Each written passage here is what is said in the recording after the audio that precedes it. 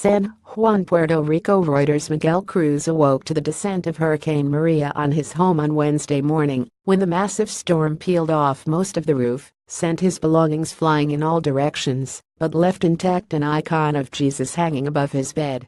Cruz was one of thousands of Puerto Ricans picking through the wreckage left by Maria after that hurricane devastated basic services on the depleted U.S. territory, pitching most of its 3.4 million residents into darkness as night fell. Crashing into Puerto Rico as a Category 4 storm on the 5-step Saffir-Simpson scale, Maria flipped the tops off buildings, knocked out phones and electricity across the island, and turned lallying roads into swollen rivers awash with debris. "I was terrified. I prayed to God that the door and windows wouldn't open," said Sonia Alvarez, 52, who spent 10 hours shut in a bedroom with her family, while Maria raged outside. "But there came a point when I thought they would. Trees were torn apart, windows shattered and exposed homes turned inside out by Maria, which killed at least one man, who was struck by a piece of flying lumber. The storm also killed at least 9 elsewhere in the Caribbean."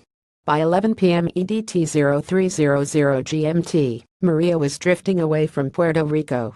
The slowing storm was blowing maximum sustained winds of 110 miles per hour 175 kph, and was 55 miles 90 kilometers off the eastern tip of the Dominican Republic, the National Hurricane Center said.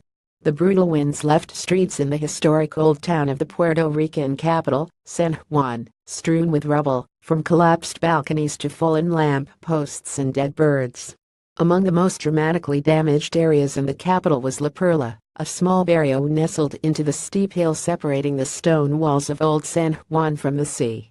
Once a notorious slum, La Perla's image has brightened in recent years as it has become an artsier enclave with colorful homes providing the setting for the mega hit Despacito by Puerto Rican singers Luis Fonsi and Daddy Yankee.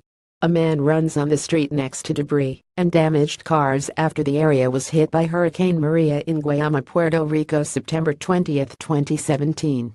Reuters. Carlos Garcia Rollins. However, the red wooden home of area resident Cruz was reduced to a roofless jumble, with the front door hanging at right angles to the frame. Behind it, a painting of the Sacred Heart of Jesus looked out from a bare white wall. "Maria has turned my house into a convertible. I can see the stars," the 45-year-old self-employed laborer said wryly, after relating how he had fled to a bunker downstairs with his pit bull, Estrella. "I'm sort of used to these things," Cruz added. "But this was tough." Down the slope from his home stood the shattered hulk of a concrete and steel garage with 5 cars trapped under the roof and sidewall that gave way under Maria's battering. Beyond his home, near the stone walls of the 500-year-old city, a cooker, a fridge and a toilet stood exposed atop another wooden house with views of the Caribbean. "There used to be another floor," said Angela Torres, 32, explaining that the rest of the kitchen, 2 bedrooms and living room had been stripped from the building by Maria. After the rooms flew off, Torres, who had hunkered down on Tuesday night with her 87-year-old grandmother 1 floor below, learned that Maria had knocked down one wall and the balcony of her own home a few miles away. "I almost died when they sent me the photos," she said. "But I haven't been able to go yet because you can't get out." Many in the capital left their coastal homes for refuge elsewhere, filling hotels across the city. Some returned to find their flats ruined by Maria, battered and full of water. Gingerly entering her sodden fifth-story flat in the heart of old San Juan, Aida Petrie was suddenly gripped by panic as the battered door to her rooftop terrace slammed open and shut in the wind and a bird flew through it. "Where are my daughter's ashes?" she said, rummaging through the scattered cushions, plants and papers. Eventually her eyes alighted on a metal box, and she found them, undamaged.